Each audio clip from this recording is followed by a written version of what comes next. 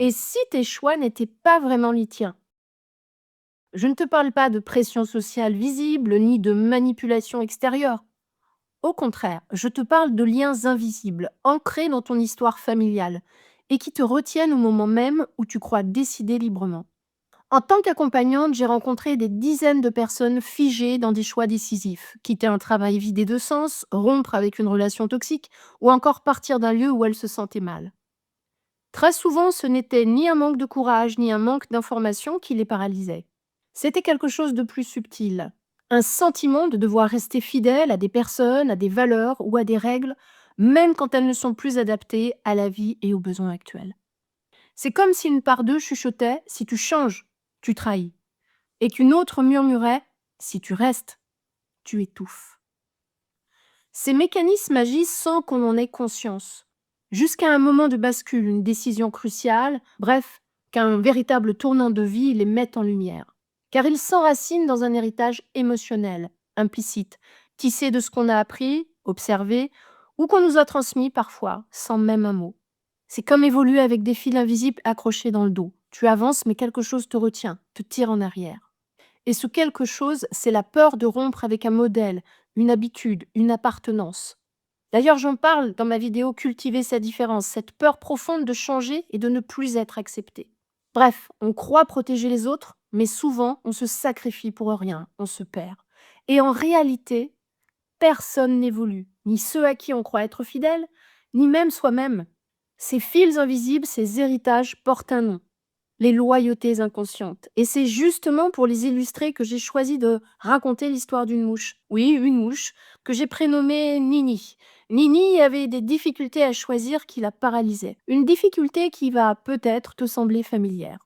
Alors je te propose de te la raconter, et si ce sujet te parle, pense à t'abonner. Ici, on transforme les blocages invisibles en véritables déclics, grâce à la puissance douce des métaphores. Voilà, c'est le moment de mettre la vidéo sur pause, le temps de t'installer confortablement avec un casque, c'est toujours mieux, et profite de ce petit conte thérapeutique d'une dizaine de minutes.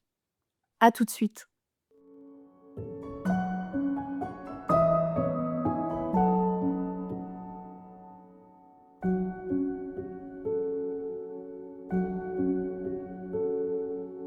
Nini est une petite mouche. Elle est née dans une maison, mais pas par hasard. Sa mère, un jour, a vu un oiseau fondre du ciel et emporter son petit frère sous ses yeux.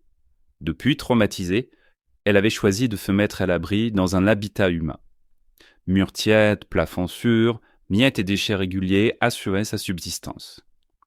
Et elle avait ensuite répété à Nini, tous les jours, avec douceur mais insistance, que le bonheur tenait à peu de choses. De quoi boire, de quoi manger, n'avoir ni trop chaud ni trop froid, et c'était bien suffisant et rare dans ce monde, à condition bien sûr de prendre garde aux humains.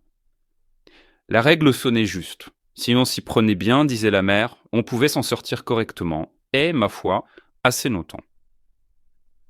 La maison avait une grande fenêtre à deux battants. L'un était souvent fermé, tandis que l'autre était souvent entrouvert selon l'humeur du temps. Cette fenêtre offrait tout un théâtre, et Nimi y passait à des heures, dressée sur le rebord, à regarder au dehors. Le monde extérieur bruissait d'ailes et de couleurs. Des congénères filaient entre les feuilles comme des étincelles. Les papillons déposaient sur la lumière des reflets de soie. Des libellules, telles des lames souples, caillaient des trajectoires parfaites au ras de l'eau. Bref, le dehors vibrait, bruissait et chantait. Mais si Minnie, à force d'écouter et de contempler, en connaissait bien la mélodie, elle en ignorait toute la saveur. Parce que contempler, ce n'est pas choisir, et fantasmer, ce n'est pas agir. Et Nini ne se décidait pas. Elle observait, elle rêvait, mais elle vivait par procuration. Puis elle revenait se conformer à ce que sa mère lui répétait. Pensant à son libre arbitre, elle alignait ses arguments. Rester dedans équivalait à la sécurité, la constance et bien sûr la prudence. Et tout de suite après, elle aligna les contre-arguments. Aller au dehors égalait curiosité, ampleur, aventure. Mais à force de ne pas réussir à se décider à rester dedans ou à sortir, elle se disait qu'un jour elle trancherait.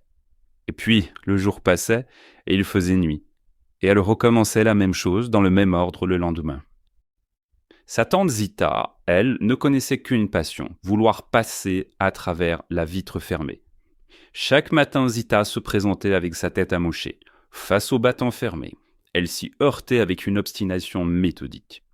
On l'entendait vibrer contre le verre, grésiller d'espoir, puis de colère et d'incompréhension.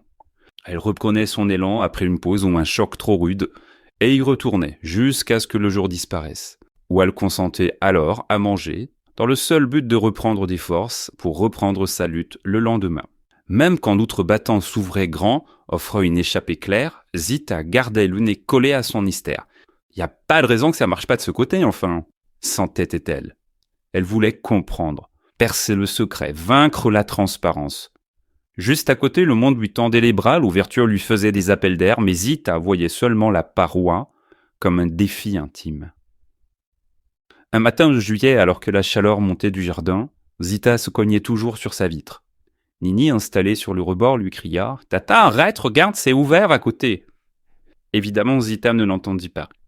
Elle n'entend plus rien ni personne dans sa lutte absurde, se lamenta Nini, qui ce jour-là observa, impuissante, l'épuisement lent et cruel prendre sa tante.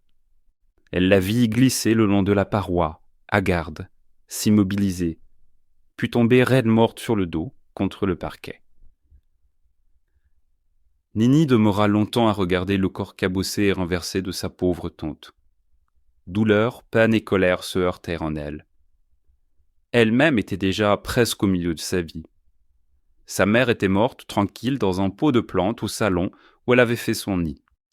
Sans sa tante, désormais, Nini se retrouvait seule, face à elle-même. Alors elle décida de déménager à l'étage, histoire de se donner un nouveau départ et un angle de vue différent.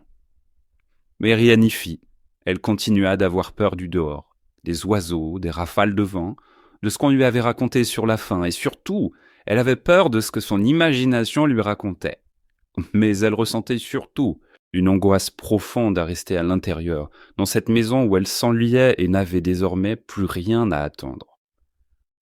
La mort de Zita lui souffla une vérité qu'elle n'avait pas voulu voir jusque-là. On peut mourir de s'obstiner à faire le mauvais choix, mais on peut aussi se faner à force de ne pas choisir du tout.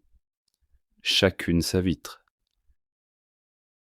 Alors, Némi se demanda ce que lui dirait sa meilleure amie si elle en avait une. Ce serait sûrement... Vas-tu laisser ton existence sur le rebord de la vie ? Immédiatement, une autre voix plus ancienne, plus basse, se leva en elle, celle de la loyauté. Si tu pars, tu trahis tous les efforts de ta mère. Elle comprit enfin que c'était une dette, un fil invisible noué à sa patte avant même qu'elle sache voler. Oui, elle saisit enfin que le mal, ce n'était pas la menace du dehors, ni même les oiseaux. C'était une douleur léguée qui ne lui appartenait pas.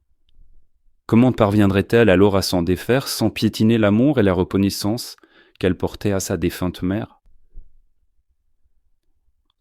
Elle reconnut que sa maman avait fait ce qu'elle avait pu avec ce qu'elle avait vu, qu'elle lui avait donné son anxiété, comme on offre un manteau pour protéger.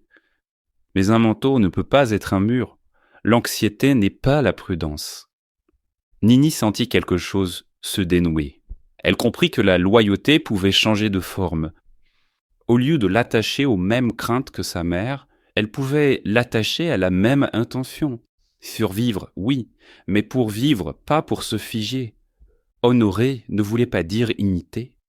Le fil invisible resterait fil, mais il ne serait plus une chaîne. Le lendemain, elle retourna sur le rebord, juste au-dessus du corps de Zita, dont elle salua le courage. Car il en faut du courage pour affronter même maladroitement ce qui vous fascine. Elle se plaça entre les deux battants, là où l'air a deux accents, d'un côté celui de la pièce qui tient encore la fraîcheur de la nuit avec l'odeur rassurante du petit déjeuner des humains, et de l'autre l'haleine d'une chaleur qui montait déjà et se mêlait à une lumière plus crue. Et Nimi décida d'y aller doucement. D'abord une patte, seulement une patte, dans le carrefour d'air. Elle la glissa et la laissa frissonner, puis une autre. Son thorax vibra. Cela ne la tua pas, mais ça lui coupa le souffle, de stupeur d'abord, puis de fierté. L'air portait des informations, humidité, direction, promesse. Le dehors, comprit-elle, n'est pas seulement danger, c'est aussi un guide pour qui sait sentir et observer. Alors elle ajouta un deuxième micro-choix. S'avancer d'un demi-corps. Sa peur la crispa un peu à la vue d'une mésange qui passait. Très bien, se raisonna-t-elle. La peur, tenue à la bonne distance, devient un sens utile. Puis comme l'humain s'approchait, sans doute pour ouvrir le battant de la fenêtre, Nini prit une inspiration plus longue, ferma les yeux et décolla.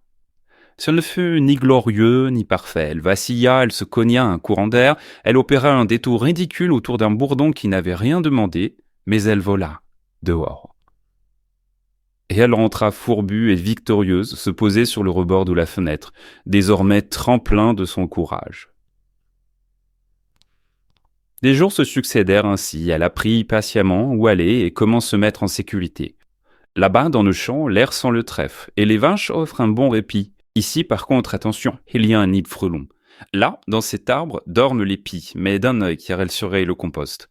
Il vaut mieux éviter le secteur. Ah, et attention, à la fin du printemps, les petits oisillons arrivent, et les mères nous pourchassent pour les nourrir, surtout les hirondelles. Elle intégrait la vie, mais elle revenait toujours à l'intérieur. À ses yeux, la maison n'était plus prison, mais refuge. Désormais, c'est elle qui apportait des nouvelles du dehors, des miettes de pollen et des histoires palpitantes. Ses petites cousines l'écoutaient et apprenaient avec admiration. Un soir de pluie, le battant se referma d'un seul clic, net, imparable. Nini était dehors. Elle regarda la fenêtre close et un frisson la traversa. Mais ce n'était pas de la peur, plutôt une lucide reconnaissance. Les ouvertures ont des temps. À trop attendre, elles se referment. Elle se glissa sous l'auvent d'une feuille et débarrassa méthodiquement ses ailes de l'appui. Elle pensa à Zita, à sa mère, à la ligne invisible qui les reliait toutes. Pleine de gratitude, elle regarda le ciel sombre, puis sourit. La nuit, elle est arrivée. Et après la nuit, un nouveau jour, avec désormais une autre façon d'exister. Elle était prête. Nini vécut longtemps pour une mouche qui passa le restant de sa vie à l'extérieur. Le monde qu'elle connut n'était pas parfait, mais il fut vaste, capricieux, magnifique, et il lui offrit de nombreux choix qui la rendirent libre. Elle aussi conserva bien sûr une douleur toute sa vie, celle d'apercevoir nombre de ses congénères sur les vitres à l'intérieur des maisons. Mais elle n'en interdit jamais l'accès à ses enfants. Car elle sait désormais que l'horizon commence là où se referme la fenêtre de nos peurs. Merci pour votre écoute, j'espère que cette histoire vous a parlé. N'hésitez pas à le faire savoir en commentaire. À très vite.